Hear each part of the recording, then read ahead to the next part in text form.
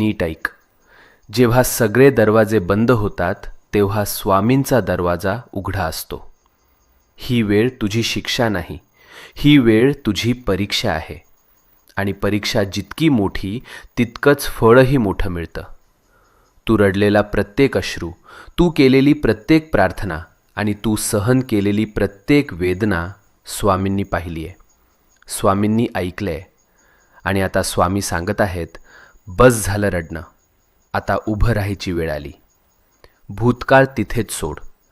जे गेलंय ते संपलंय. आता तुझं जीवन नव्यानं सुरू होणार आहे. नवीन संधी, नवीन आनंद, नवीन यश, सगळं तुझ्या दाराशी उभं आहे. फक्त एक पाऊल पुढे टाक आणि मनापासून सांग, मी तयार आहे स्वामी, माझं आयुष्य बदलायला तयार आहे. आणि मग बघ चमत्कार कसा घडतो ते.